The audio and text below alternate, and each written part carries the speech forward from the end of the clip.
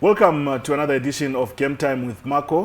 Hope you're having a lovely day. Thank you for the feedback on the previous episode that we featured one of Namibia's activists in terms of football, that is Shaun Gariseb. And today we have another activist as well, not only on football matters, but on matters affecting our communities at large. He is well known in Karutura for fighting for the rights of a lot of people, especially the elderly, as well as the development of Karutura when it comes to infrastructure and so on and so forth. I'm joined by Shaun. Shaun, good afternoon, good day. Good day, Marco. Yeah, lovely to have you. Oh, thanks for having me. It's been a long time coming. Actually, I wanted to have you last year before we went off. I don't know what happened, somehow. But I think you were busy with the water meters or the bills for the elders. City of Windhoek. With the city of Windhoek, Yeah.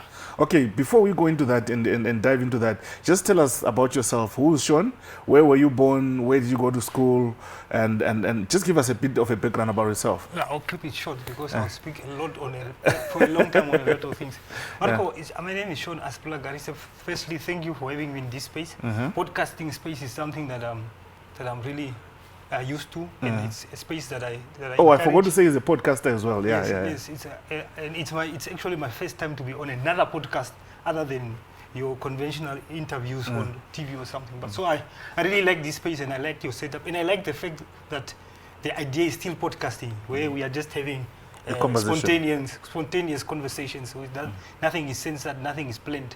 Not that we intend to be controversial. Saying that you're saying you had activists, allowing activists in spaces is a problem because later you get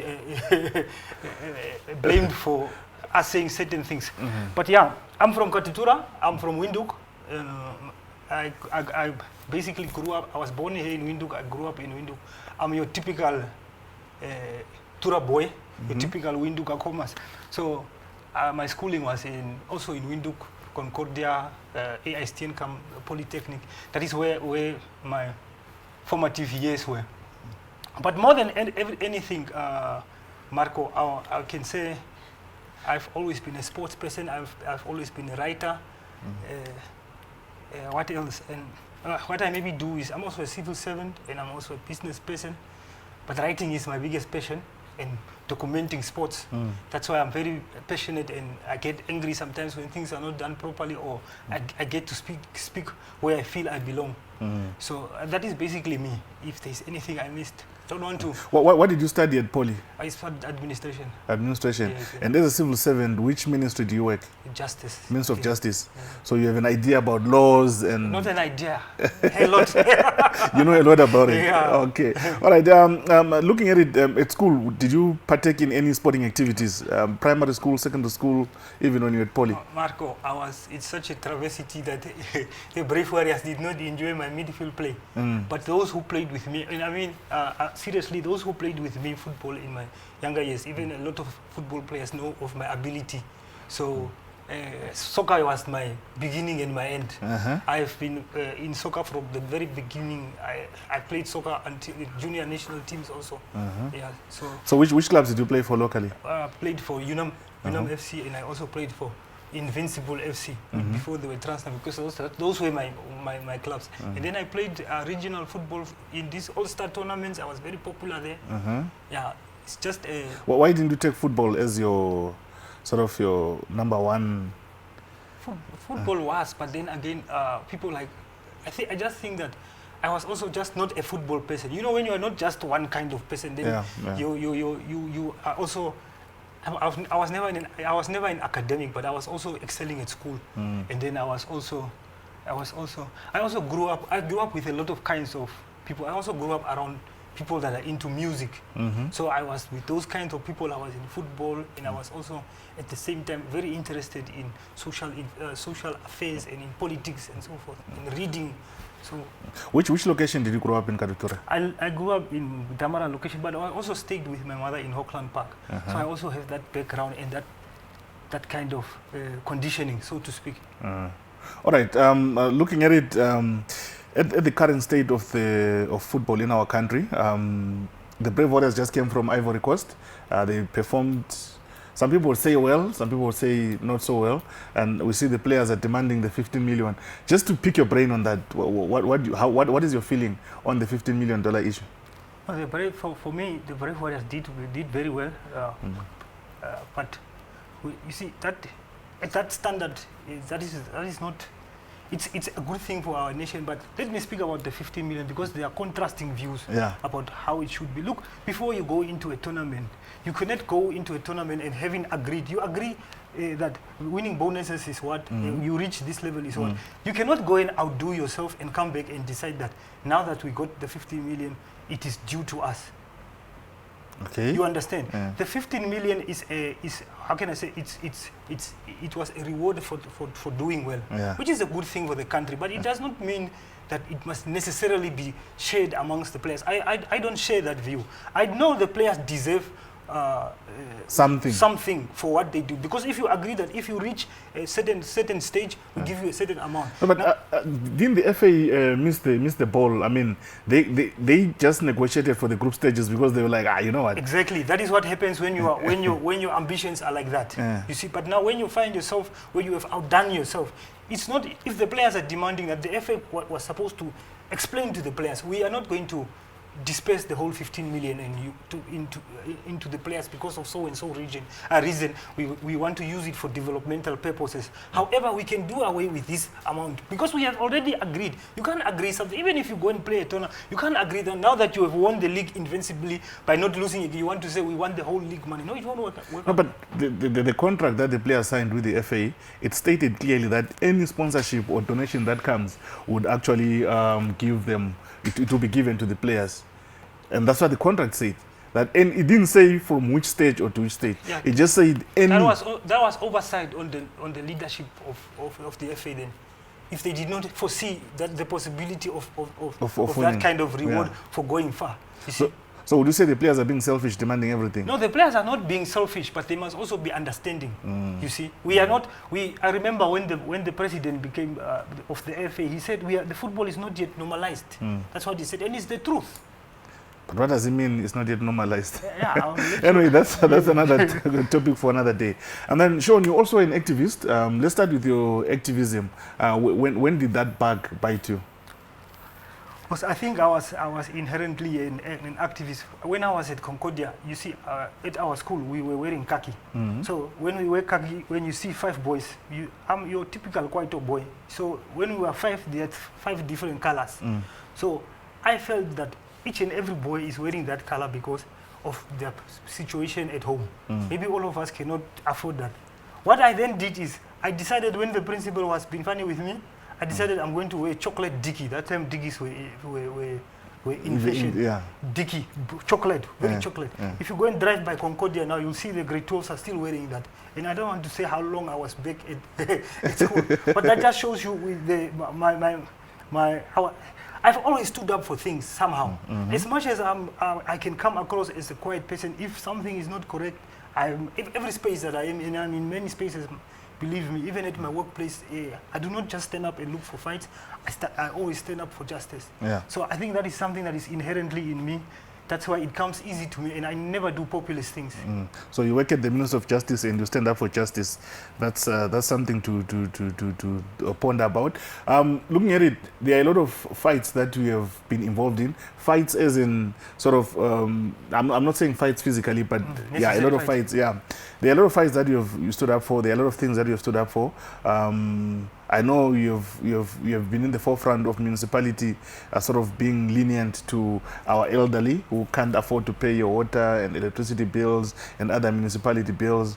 You've also been in the forefront, I think, at the renovation of spaces where the youth can play. Looking at the Kadotura Community Hall, I think you're one of the people that were at the forefront of that. The infrastructure. Development of infrastructure and making it safe for our people in terms of making sure that our children can cross the road properly and without getting involved in accidents. What other issues have you been involved in? No, I drive an initiative called End Period Poverty Foundation. It's an initiative in Katutura which I started in. The idea I penned in 2021, and then I started involving influencers and artists and all kinds of people from around Katutura. People like my friend Damara Dekteng is with me, Jalisa, Jericho, those kinds of people. What we do is we gather sanitary products, we go to communities, we go to schools, and then we don't only give them, we are deliberate about people like me and you, men, getting involved, speaking to the boy child, letting him understand what it means to the lady. So I ran that kind of foundation. We have activations maybe once a month. Last 2 weeks ago, we were in Ochomisia, Seven the Land. This year, we plan to have a very big awareness concert. I will invite all of you. And then that is one of the other things that I do. Okay. All right. Let's go back now to football. You're a big Black Africa fan. Is that true? Very much. Are I you was a fan? born that way. You were born that way? Yes. But you never played for them? Yeah. Okay. What do you mean you explain the born that way part? Look, when you are born in Katutura, in the time that we were growing up, you were born into these things where you just find Black Africa Tigers, African Stars, Orlando Pirates, those kinds of things. So you just somehow find yourself, this is what you are. You don't know any other thing. Black Africa was just living adjacent to my house. Okay. When they were under the tutelage of Burki Swartz. So there's nothing else I could do when I was growing up. I could only, and funny enough, my favorite player then was Lolo Gorasef. Okay. What do you mean funny enough? No, how is it funny? No, he's my friend. Yeah. So I think there's something there, but we'll take a look at it later. Okay, now you are a big BA fan. And there's all this thing that is happening right now. What is your genuine feeling in just maybe 20 words or less? What is your genuine feeling about that? No, I can't do that in 20 words, Marco. No, just to summarize it, you know, without confusing people, just to say, I'm disappointed, I'm angry, you know, just less than 20 words.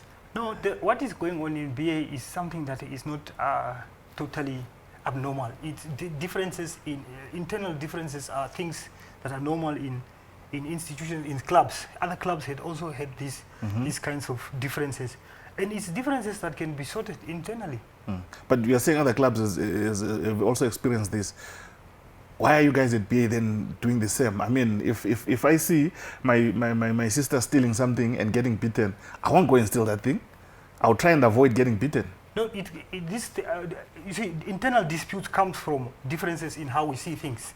So maybe if you allow me to explain how we are, where we are, then I can do that. Okay, no, we'll get there. Yeah. But it's a sad space to be for a big club like that. We are supposed to be working on rejuvenating the club. We will get there, but it's not where we want the club to be. I'm not happy to see Black Africa being part of this argy-bargy. So growing up, you are supporting BA. They are going through a purple patch at one point in time. I think they won the league 2-3 times in a row. I think 4 times in a row. And I still, you have to get my facts right. And before the first normalization committee, Black Africa wins the league. And they actually relegate Orlando Pirates, their biggest, fiercest rivals. How was your feeling that year when they were under the mentorship of Paulo Shipanga as a coach? Look, Black Africa has set the standard over the years. It's the most successful club. So that's why where we find ourselves, it's abnormal. You see, it has set a standard where we also know all we need to do is just to fix certain things. That's our standard. As a football winning club, titles. Winning titles is our standard. So it's something we have gotten used to over the years. It's just about that, because Black Africa, you know, you must remember, I'm a writer or documenter of these stories. So every now and then I get this time to engage former players, and every era tells you it has a different feel. Every era of Black Africa has a different feel, even from the formative years when there were 11 Kangaroos. So Black Africa is the standard. So at that time, we expected that. It's just that unfortunate that the following year, what happened. Yeah, so football was sort of, it stopped in the country because of the fighting at the FA. One person who was involved with Black Africa, the chairman then, Ranga Ekali, was at NFA. He had been really supporting Black Africa very well. What was his feeling? What is his feeling if you have spoken to him about this? At this stage, one cannot say, but I think that time when he gave over the reins to then interim committee. It was because of his involvement at NFA. Yeah. So, but you know, if people that are once they are Black Africa, they remain Black Africa. Marco, there is a 75-year-old man that I've never seen that calls me from Walfish Bay. And when I speak to that man on the phone, what he feels about Black Africa and the things, you can sense that there are people who are really, they live this. You see, before you go to that man, what did Ranga say when he handed over the club? Because the FA job forced him to say you can't run the club when you're the FA president. Yes. And while he was running the club had been doing well, winning titles and. Now all of a sudden he has to hand over that project to an interim committee. The people, that interim committee that he handed over to, the interim committee that was headed by Candace Paulino, are the same people he was working with all the time. So these people understood the success and continuity of Black Africa. So he was confident in them, and we also as supporters were confident in them. And we didn't have a problem, and that they understood the continuity, and that's what they intended to do. What happened was, while we were there, also COVID came. Okay. Yeah. So that is when COVID came, what happened? When COVID came? Yeah. When COVID came, while we are concentrating on our, you could read here, everybody is just in this psychological fear. Some people went to they went to hijack the team in Rebot. Some people went there and then they had an AGM while we are concentrating on our lives. That's how Black Africa went into the leadership of that committee of that 2020. In 2020, that's what happened. So I mean, if the club has got the proper constitution, and if the club has got its eggs in a row, surely the hijacking would not have happened. Yeah, but look, you must remember it's an interim committee at that time. And while that interim committee is there, I mean, everybody stopped. We were faced with something that all of us have never seen. The closest to have seen something like COVID was on TV. And I mean TV, those in a movie you watch something and it is finished.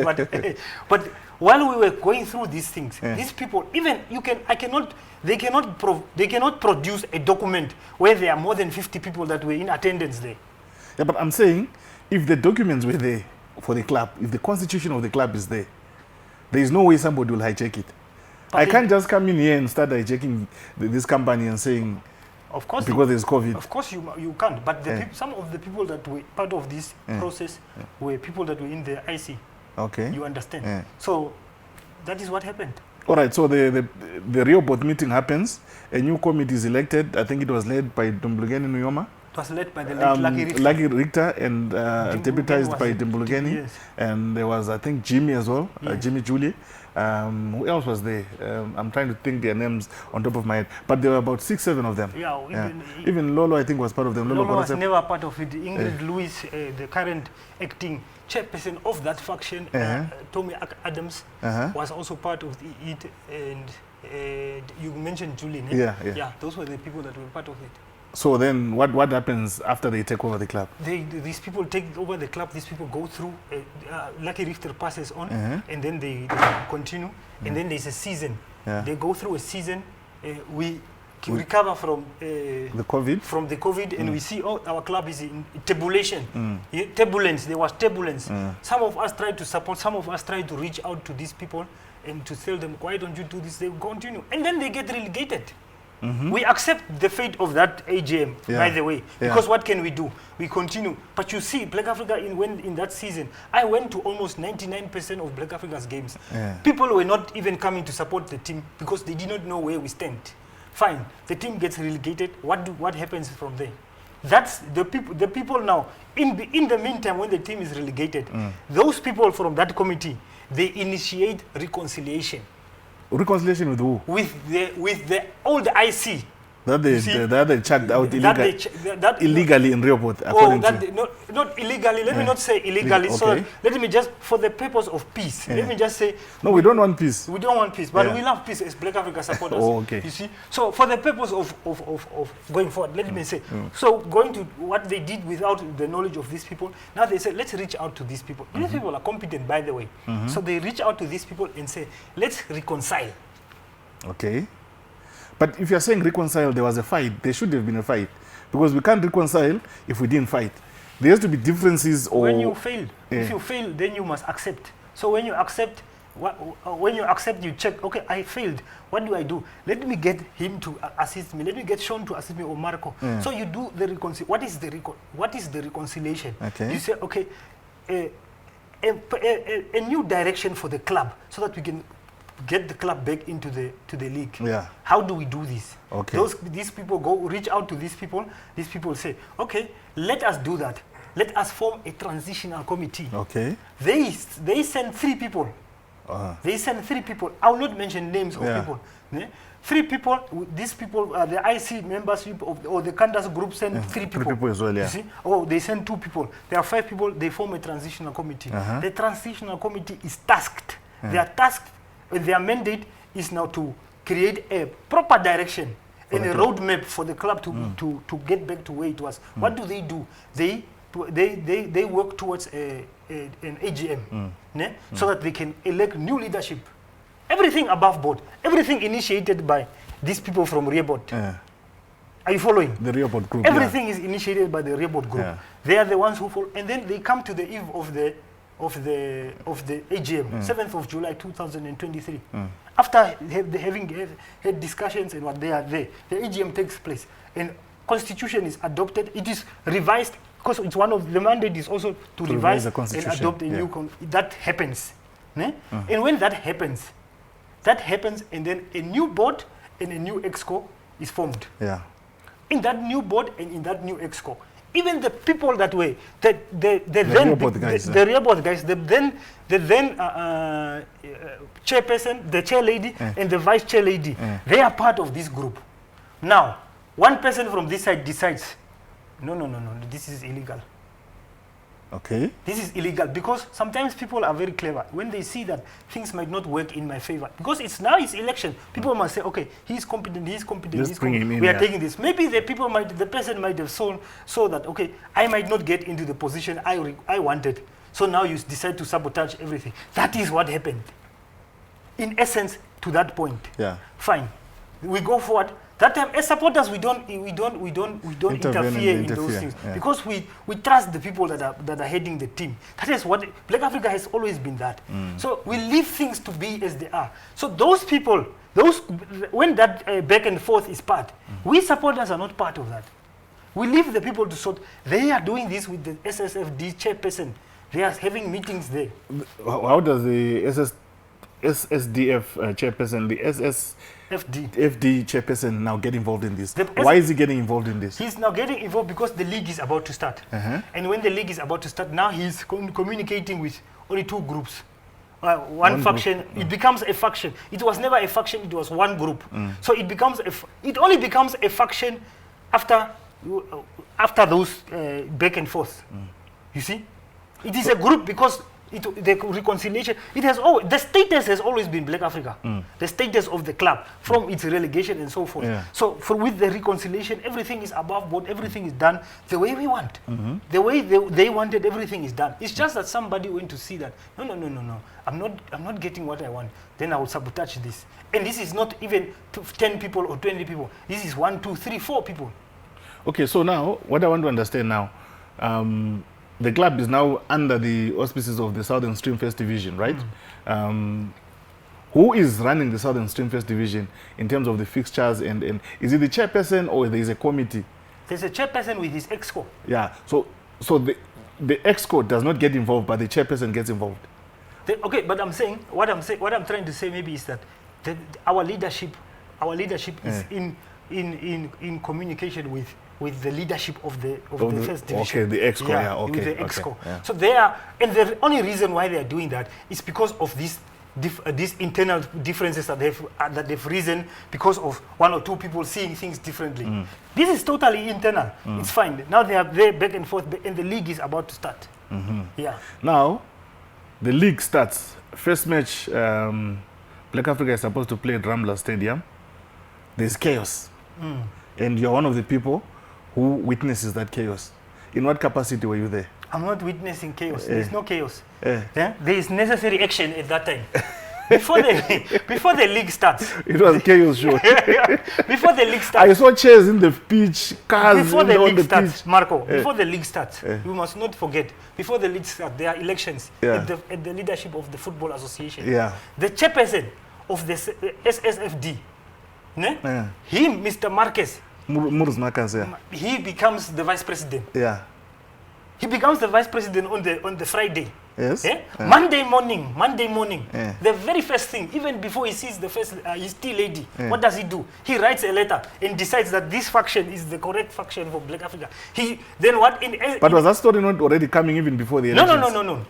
The story was what I was telling you, the back and forth. But the interference, the recognition of a faction comes the Monday after the elections. Friday is the elections, Monday is the Shaun, you said when they were discussing. They were discussing. He was discussing with one faction. He was discussing with both both factions. So he officially makes it. Oh, he was discussing with both factions. Oh, okay. And even in discussing with both factions, he was only requesting documents from the Candace faction, and not from the other faction. Okay. So when the election comes, you must remember there were two slates. So we are perceived to be from another slate. So now this one, when he is now into leadership, he imposes himself Monday without even drinking tea. Remember, the first division, there is only one club who has fully paid affiliation, is Black Africa. Other clubs have not paid. So in essence, technically other teams are not supposed to partake. Instead of you saying, okay, I'm now the chairperson, the first thing I do is I first see which other clubs have not paid. Why have they not paid? Are the grants for the first round in order? Nothing is in order. The first thing you do is to impose yourself illegally, because you are as a leadership, you are not supposed to interfere in independent clubs. So you do that. That is where what you call house starts. Okay. That is where it starts. All right. So Mr. Marcus then writes that letter. We also saw the letter. It was on social media. He recognizes one function. So what does it do to Black Africa now? Now it makes it very difficult, because that three-man faction that is recognized, they are sitting with power. It's the same. You see, I have to make examples that are relevant or relative to me. When you are sitting with executorship, or if you are sitting with ownership of a house, and we have 3-4 people having a dispute over that house, the one with the recognition is having power. You will call the police and you get restraining order against you. The police will listen to him. So now these guys are sitting with that recognition, and then even if we go and sit on the table, they have bargaining power. What do? I'm now at the forefront of causing the house that you are talking about. He lets the fixtures out. I tell him that you must postpone these fixtures. Our leadership write to them and appeals the decision, of recognizing a faction, and says that you are not supposed to do this according to your own rules and policy, and they make reference. And we also as supporters, I interfere. Now I cannot stand in the background and just be a supporter anymore. Now I must also take a stance. I take a stance and I tell the supporters. So in what capacity are you taking the stance? As a supporter. As a supporter, okay. Yes. Paid up supporter. Supporters have different. There are supporters, fans, and members. You see, whether you are paid up, whether you are a member, you are a supporter of the club. You bleed Black Africa. You see, so now I'm mobilizing everybody and I'm telling them this time of saying you are more Black Africa or you are from what, those things are finished. If you want to be on the side of those three men, you must go and stand so that you can be four. As we are here, serious here. Let's go to NFA and go and tell these people, guys, you need to postpone these games. You know why we are doing that and why I'm doing that at that moment. I'm sitting with that three-man faction. They engaged me. They told me, I told them, I listened to their side. I told them, me, I'm just a supporter. I don't want to be into personal things. I don't understand personal things. I don't know. All of you, I grew up looking up to you. I grew up supporting you. I also support you. Some of those players or former players, I write beautiful things about them. And I document that. We need that history for tomorrow. So what do? I tell them, let's allow the team to play. So I go to the FA and I speak to Mr. Marquez. Mr. Marquez actually is a colleague of mine from other working space. So I call him and I tell him, I'm going to petition you. He tells me, he even advises me, write to me as opposed to the SG. That time I'm on my way to the police to go and tell the police we are going to cause FA because they don't want to listen to us. So, and also if they don't, on Saturday we'll go and enjoy football at the Rembrandt. So that is what we do. We go to NFA and tell them that postpone the game and give these people 14 days so that we can compel the two factions to come together. As supporters, we are saying that without taking sides. You get it. Even in our letter is there. We are saying give us time so that we can now concentrate here. Because when you guys were back and forth, we were not there. When you were engaging our leadership, we allowed you. Now you failed. you as leaders, you failed. Now give us a chance to exercise our rights as supporters. We can even call for an AGM as supporters. There is provision for that. So that was the idea. What do? They ignore us. Okay. So the team is fixtured to play on a Saturday. I think it was Blue Boys, eh? The first match, the first match was Latinos. Latinos, yes, Latinos from the south. Yeah. All right, you are fixtured to play Latinos. 2 Black Africa teams turn up. Yeah, no, the very first day of the Latinos match was we went with the team, but we took the field because we wanted to establish which status was being used by Africa United. Africa United is the team of players that we use under our status. So we went there, we wanted to confront the referee to see that if the leadership of the NFA has agreed to, or if they listen to us. So they clearly ignored us, and we saw they want to use Black Africa. We said, we are not going to allow this until we solve this. So we were on the field the very first day, us as supporters, having notified the FA that we are going to disrupt the game if you don't stop the game. So what do you do that in the world over? If there is either you postpone the game or you play behind closed doors. That is what happens. Yeah. You don't just ignore. You see, because it's very dangerous for those players, for those people. Now we are a group of supporters. Some of them, we don't know what they've been drinking or smoking. Some people you don't, because some people wanted to become physical there with people, but the people they were looking for were not there. They were playing social league somewhere else. All right, interesting. So yeah, you go there. You stop the match from being played. Yes. And is there any engagement from any of the 2 sides that are fighting to say, as supporters, please don't do that. Let the team play, or there's no engagement at all? No. The supporters, the problem now at that moment is very clear. As long as the interference from the FA is there, we will not have any solution. That's from the supporter side. That is the whole situation. Yeah, I'm saying from the management, and either the Kanda side or the other side. The management will never come to the supporters to agree. Look, our side we never went there with the intention of causing violence. We only went there with the intention of protecting the integrity, history, of the and status of the club, and not allowing a Bush League team to play under Black Africa. That's what we went to do. Correctly so, even. Yeah, but I'm saying now those 2 guys, those 2 slates that are fighting for Black Africa, you know, there is this one which you call the Rehoboth one. Those people are not a slate. Those are 3 people. Okay, the 3 people from Rehoboth, and then there is the other one that are saying you came to us. The real team. The ones that you're saying they are the real team. So none of them reach out to the supporters to say. No, those people cannot reach out. That time they think the supporters will help them. They are just there. You don't even know who is who. We only see players that are unknown because they are from Bush League. Innocent children used. We know those children, we are from Katutura, but those people are just being used. So we only see this, but we don't see the real people that are supposed to be there, that are using these people. Okay, that was Saturday. That was Saturday. On Sunday, what happens? On Sunday, Saturday we go home and sleep. And we told the what is this? We told the police officers that tomorrow we will come tomorrow again, and tomorrow will be more. What happens? We go back, the same chairperson, the chairperson of the SSFD, who we now indicated to that, boss, stop this game because we want to do. He wrote a letter to the police, to the commissioner Steenkamp. He's trying to influence the police to come and do whatever that they must come and do the following Sunday. In the evening, that time we are enjoying ourselves at the house, watching TV and whatever we are doing. So in the morning we see this letter, and then we go there.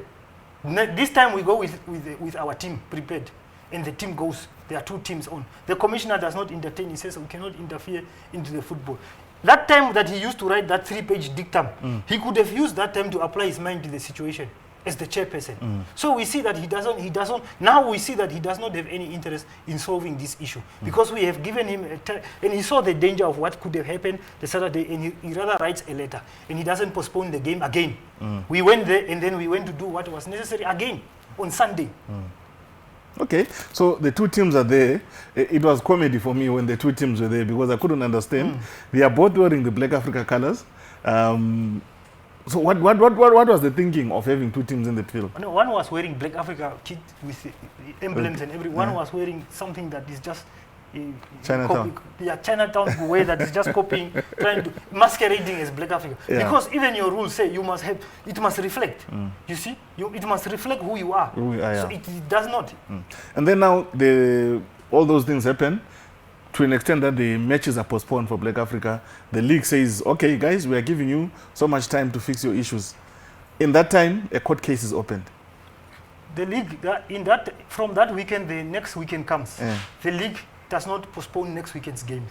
They fixture them again. They fixture them again. In the meantime, after the weekend, the chairperson comes out and the acting chairperson of the three-man faction comes out and says, those are hooligans that were on the field. Those are unknown faces that were on the field. This is somebody who wants to chair over a big historical club like Black Africa. This is what we do. At this moment, we as supporters, some of the supporters that I'm there with, I'm just a young kid, a baby.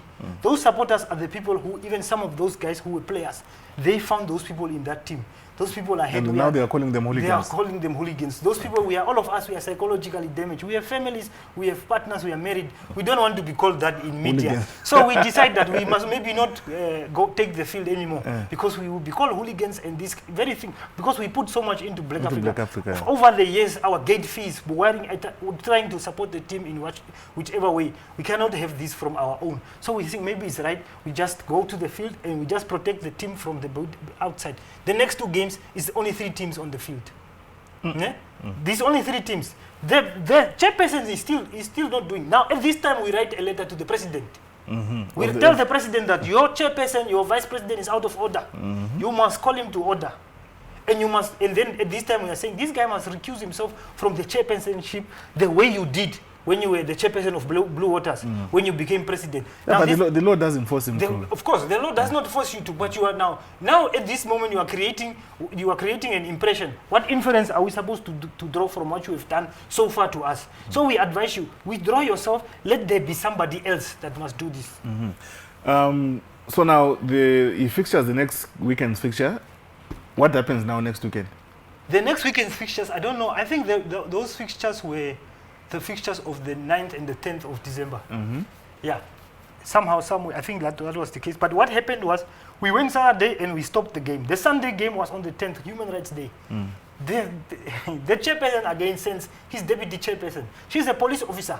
She does not know that we have been liaising, we've been in court. Everything we are doing, we are Black Africa. Black Africa civilized club, civilized supporters.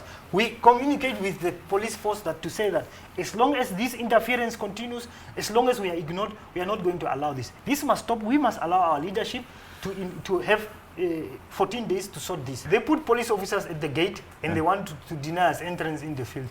I look at my right side and I see Moses Kashitu, assistant coach, 20 years sacrificed for Black Africa. I look in front there in the Ramblers field, I see young boys laughing at us, standing there with the whole technical team players. I look here, I see Letu Shatumene. On my right side, I see my high school captain, Petneven Wanivi, ready to don the jersey of Black Africa. I cannot take that. So we tell that the vice president who wanted to abuse her power as a police officer that you are not going to do this. She calls the commissioner there. The commissioner calls her to order and said that you are not supposed to do this. First she called inspectors. Inspectors come and we tell her that you don't abuse this. Now look, Marco, in all this, it shows you one thing. If you draw inference from all these sequences of what this person is doing, there is an agenda. You see, there is an agenda. From the leadership, there's an agenda. Okay. Why is he continuously doing this while we are telling him not to do this? The deputy chairperson opens the gate. We tell her that you are not going to abuse your position. We'll write the complaint against you. We leave her. We go in and then we go and do this. Isn't the deputy chairperson also a chairperson of a Premier League club? Yeah, she is on that ticket of Nampol. Yeah. And he is on a ticket of both of them have no interest in that league anymore. In fact, last year there was an intention to have a vote of no confidence in both of them. Because their teams are not... Because their teams are not there and they are not doing things in the interest of the league. You must remember the league started without teams paying affiliation and teams getting grants. Yeah. This is how the league started in those situations. The league, everything was just swayed away by the Black Africa issue. It was even a great opportunity to delay the league for 2 weeks and sort those things. But that did not happen. Everything just went to Black Africa as if we are the cause of disrupting the game. Yeah, but the FIFA e-Connect, how does it allow now the teams to register players and play without them paying the affiliation fee? FIFA e-Connect, how does it register Black Africa to have 52 players? How do you have registered players are just supposed to be 30 players. So somebody tampered with the e-Connect there. Mr. Okeri from our chairperson from the EXCO of Black Africa, with the recognized team, the recognized leadership, was having access to e-Connect. He was the one in communication back and forth with the NFA and with the leadership of the first division. Until when he started to do things and interfered, then things changed. And then you must also not forget, we have proof that there was Black Africa had already paid its 7,500, I think, fully. And then there was 3,000 half money accepted after that. Why? Why do you accept the money while there is money paid on that status? If we are talking of that status of Black Africa, why do you... those are inconsistencies that are very serious. Those are serious inconsistencies. Who is at eConnect? When we went there for the very first game with Latinos, the guys from those other players, their names are written in pen because they were not having access to eConnect or they did not understand the system. And ours were written properly. You see, that just shows you that even the match commissioner or the guy who was overseeing the match that day, he was in total confusion. He couldn't even understand, explain to that police officer when he says, what is going on here?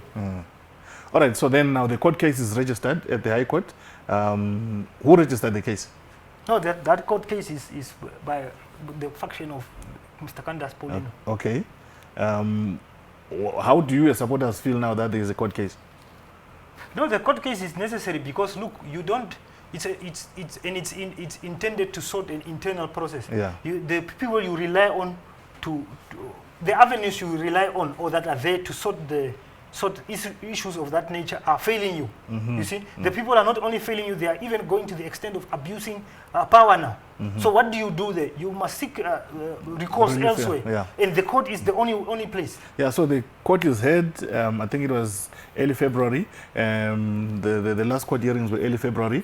The judge in that case decides, no, I'll make the judgment on the 28th of February, on the 29th of February, which was a Friday. But on Saturday, Black Africa is fixtured to play. Black Africa is fixtured to play. Do you ask yourself again, why is the chairperson allowing these things? Why is the chairperson allowing fixtures to go on while he wants us to make while he wants us to sort our internal problems? We have found a way where we have decided and we have not said if the court case goes in the favor of the other people, we accept and we go on. You see, we did not say that we are going to abuse, but you see now the league sets these fixtures and it's a problem. If we win that court case, it's going to be a big problem. For the league? For the league, it will be a problem. Yeah. All right, now, where is Black Africa at this point in time, according to you as a supporter? No, Black Africa is in a difficult space caused by the SSFD. Chairperson is caused by him. Mr. Marcus. Mr. Marcus is the cause of this, all the problems with his interference. And he's aware. Even the leader, those around him are aware that the whole issue is caused by him. Had he withdrawn his interference at the time when we asked him to, we could have sorted this long time ago. Okay. Now, how do we sort it out now? How do we sort Black Africa's issue? Because that's a big institutional club with so much history, rich history. They have produced so many players who have gone on to do beautiful things for the Brave Warriors, and some of them have even gone out of the country. You know, the trophies that they've won, their rivalry with Orlando Pirates is something that we are missing in the league this year. You know, when it was Black Africa versus Orlando Pirates, it's something to always look for. After the match, whoever has won, you know, they are always celebrating. Those celebrating spaces are no longer there. Look, Black Africa the day will come when Black Africa will sort everything. They sort everything. Yes, this is a phase. This is a phase it's an unfortunate phase. But we have seen clubs going through this and going under. That's why we are very, very, very. That's why we are very adamant about the court process to not allow the current, or not the current, but the three-man faction to have leadership over our club. Even when they started playing with that illegally under our status, you saw they lost the first 5 games or so. They lost the first 5 games or so, and it's already a problem. It just speaks to what we don't have confidence in. So we will not allow that. We are just waiting for the court process, and then we will explore our other avenues. That is not the only way we can sort this leadership impasse. We can also call for an AGM. You see, so we as supporters, although it is unfortunate and although it might hold us back for a season, and you must remember it's our 60th year anniversary, and we find ourselves in this unfortunate situation. So I believe that Black Africa will be back to where they are. It's just a matter of time, and I wish the interference of SSFD was never there. So you believe that without the interference of the SSFD, with the chairperson of the SSFD playing such a big role in the politics of Black Africa, you think the two sides can really sit down and solve this issue? Yeah, look. Are there chances of doing that? You see, Marco, like I said, what the supporters cleverly did was we wanted that time, and they could have just given us the time in an ultimatum to say that if you don't solve your issues in 14 days, we are going to punish you. So what we wanted was to explore the provision of what's in the Constitution, be it their Constitution of 2020 or the newly adopted Constitution. It still has provision for that. So we wanted to explore that avenue so that it does not come as if we prefer one faction over the other. That was the idea. But the SSFD chairperson decided to stay on. He decided to continue doing blunders. You see, to even an extent where now, what they did now recently was that they said, what is this thing? Disciplinary hearing. Hearing, yeah. I was going to come to that as well. Yeah, they said a disciplinary hearing. Yeah. So that disciplinary hearing comes, Black Africa has to pay 100,000. They forfeited 2 matches, that is 6 points. And three matches, that's 9 points, sorry. And that's 9 points and 9 goals that they've forfeited against them. How do we move from there? What does that say now? It continues to speak to the problem they are creating. They are creating a problem for themselves. You see, before they went to that disciplinary hearing, I think in 23 November they had a AGM through WhatsApp. They decided to have AGM, and then they said 6th of January or something. They have AGM without notifying some people, secret WhatsApp group. Then they have a disciplinary hearing. Nothing is announced. It's just them and the 3-man faction. And then when the ruling is out, they share the ruling 100,000. And how can you do that? How can you find somebody 100,000 for a league which even the winning prize is not 100,000? It's almost just 160,000.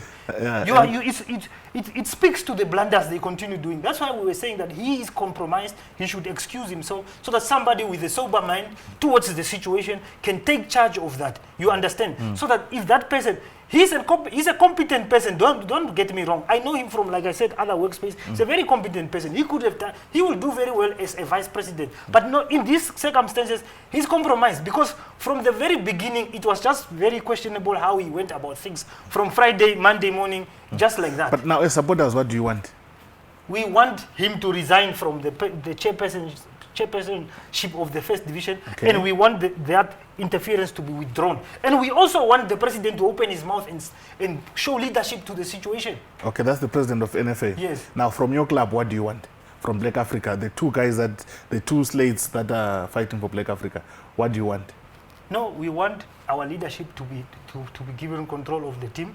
Which leadership is that? The one of Candace Paulino, which was duly elected. So you've taken sides? No, it's not taken sides. It's duly elected leadership from a reconciliation process started by the other faction. No, but clearly there are fights regarding that issue now. We need to get away from that now and find a solution which is acceptable here and acceptable here. Yeah, that solution is for that competent leadership to take and steer the club forward, and then we unite. Even those people, they are welcome to be part of the team. They are there. We are one family, most. Yeah. So we want the club to be united, and then we go forward.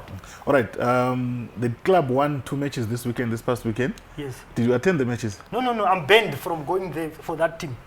They banned me. You did not see a letter from that team. I don't know who's the chairperson. I think it's my friend, or I don't know who's the chairperson or who's the coach or what. I don't know what is the structures there. I don't follow that. But I saw a letter where they banned me for life or something like that. And they did not give me, I don't know what due process. Did they give you the letter? I just saw it on social media. So I'm not going to attend to that is not Black Africa. Oh, okay. So you didn't sit for any disciplinary hearing? No. That's why I tell everything there is delusional. So that letter is. But does it not bother you as a supporter that you have been banned from a club that you love so much, that you have sacrificed so much? No, I do not see that team as the club that I love. Black Africa is when you are part of something, you feel it in spirit and in being also. I don't feel left out by the team, and I know you must remember 99% of the supporters are with one faction. Yeah. That is just a small faction of people. By the way, when we wrote letters to the city to NFA, even to the president, they responded in one day to all of us. They responded to the supporters through me, telling me that the club that you support is not the club that we recognize. You are not part of the club. That is the answer I gave. And then the chairperson of the EXCO, Mr. Okeri, is told that the EXCO that you preside over is not part of the club that is that is under the SSFD. And then the board chairperson, Mr. Kandas, is told something different like this. So what would it take now for all these people to work together, the supporters and the two factions? No, the court process that we are busy with, that will get the judgment in the March, judgment end in 2 weeks' time, or an AGM. Okay. Do you think an AGM will work? Would you stand for a position at an AGM? No. I cannot stand for. I'm a supporter. I go back to the factory. I'm a very passionate supporter for the club. I have so many things to do. I cannot, at this stage, not be. The club is having competent people. Yeah. Okay. There's that camera there. Just in a few words, to the leadership of Black Africa, what would you say, facing that camera? To the leadership of Black Africa, we must remain positive. Whether the ruling goes in our favor or not, we must do what is best to steer our club back to its glory days. That's all I can say to the leadership of Black Africa. All right. Thank you very much for your time, Shaun. It was lovely having to hear from you, and I hope that everybody heard the message that you actually have for the club. And we're hoping that things come back, because Black Africa is a huge institution.